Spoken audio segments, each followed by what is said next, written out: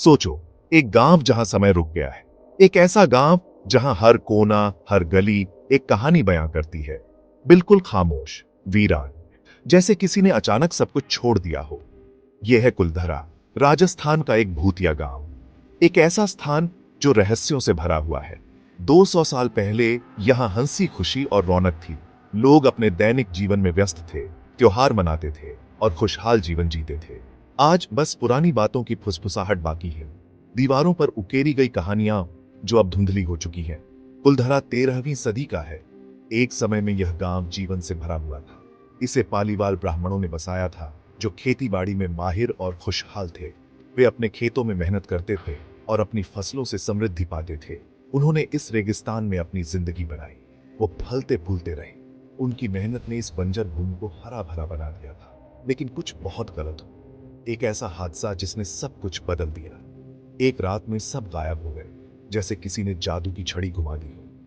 अपने घर, अपना सामान, अपनी पूरी जिंदगी छोड़कर। आखिर उन्हें क्या हुआ? क्या वे किसी खतरे से भागे थे या किसी श्राप का शिकार हुए थे? कहते हैं इसकी वजह एक श्राप है, एक ऐसा श्राप जिसने इस गांव को हमेशा के लिए वीरान कर दिया। चलो कुलधरा के रहस्य से पर्दा उठाते हैं। इस गांव की खामोशी में छुपे रहस्यों को जानने की कोशिश करते हैं। चलो इसकी खाली गलियों में चलते हैं और उस खामोशी को सुनते हैं जो चीख रही है। शायद हमें कुछ सुराग मिल जाए।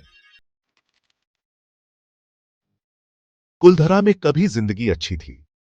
पालीवाल ब्राह्मण अपने काम में माहिर थे। उन्होंने बंजर जमीन को खेत बना दिया। गांव फलता फूलता रहा। उन्होंने सुंदर घर बनाए, नक्काशीदार और गुप्त रास्तों वाले। उन्होंने कुएं और बावड़ियां बनाई, जिससे पानी की कोई कमी ना हो। उन्होंने रेगिस्तान के बीच एक जन्नत बनाई। कुलधरा अपनी खुशहाली और अच्छी सुविधाओं के लिए मशहूर था। गांव वाले अपनी समझदारी के लिए जाने जाते थे।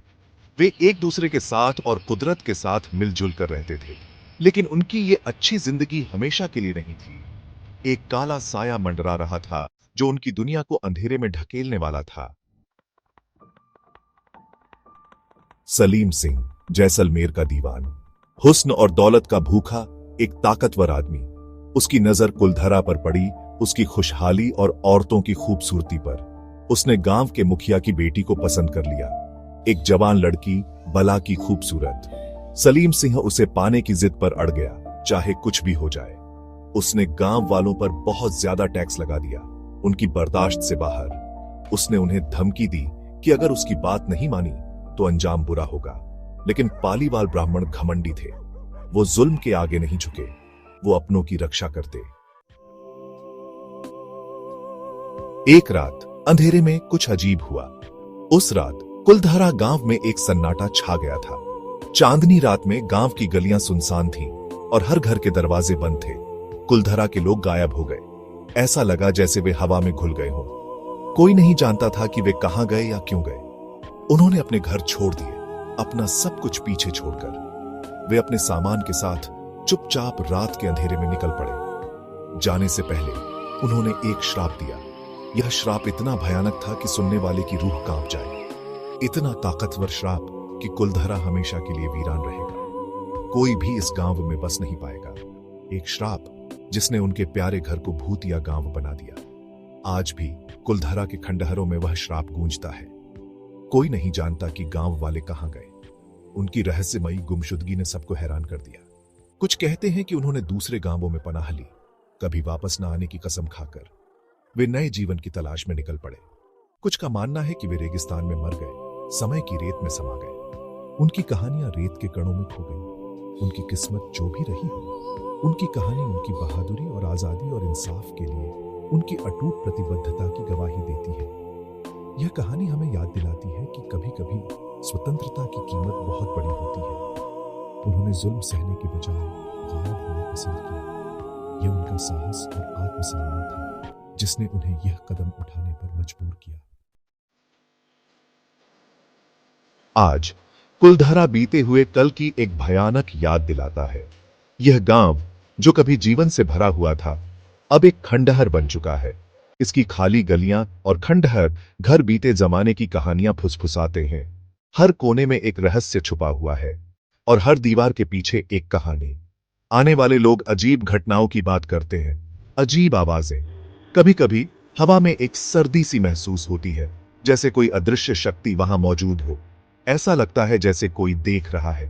कुछ लोगों ने खिड़कियों में छायादार आकृतियों को देखा है जो अचानक गायब हो जाती है।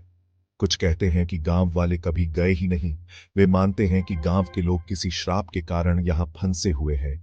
उनकी आत्माएं श्राप से बंधी रात में गांव में घूमती हैं।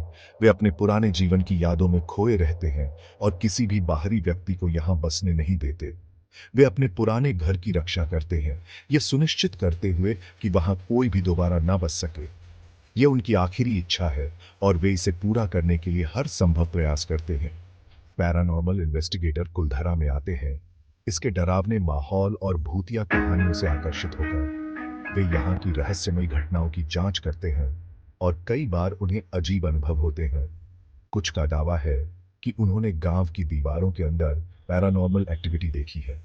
वे कहते हैं कि यहाँ की दीवारें भी कहानियां सुनाती हैं और हर ईंट में एक रहस्य छुपा हुआ है। कुलधरा की कहानी सिर्फ एक लोक कथा नहीं है, यह अन्याय के खिलाफ इंसानी जज्बे की ताकत की एक जबरदस्त याद दिलाती है।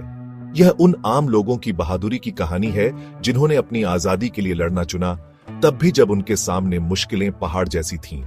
आप भूतों पर यकीन करें या ना करें, कुलधरा जाना एक दिल को छू लेने वाला अनुभव है। यह जिंदगी के बदलते स्वरूप और इंसानी जज्बे की ताकत की एक याद दिलाता है। कुलधरा का रहस्य आज भी लोगों को हैरान करता है। क्या वाकई किसी श्राप ने गांव को खाली कर दिया था या कोई और वजह थी? उन पालीवाल ब्राह्मणों का क्या हुआ जो कभी यहां रहते थे? ये ऐसे सवाल हैं जो इतिहासकारों और यहां आने वालों को परेशान करते हैं। शायद जवाब समय की रेत में दबे हुए हैं, उजागर होने का इंतजार कर रहे हैं। शायद सच्चाई हमेशा रहस्य में ही रहेगी। एक बात पक्की है, कुलधरा की कहानी एक जबरदस्त याद दिलाती है कि मुसीबतों के बावजूद इंसानी हौसला बना रहता है। यह एक ऐसी कहानी है जिसे बार बार सुनाया जाना चाहिए ताकि पालीवाल ब्राह्मणों की विरासत जिंदा रहे।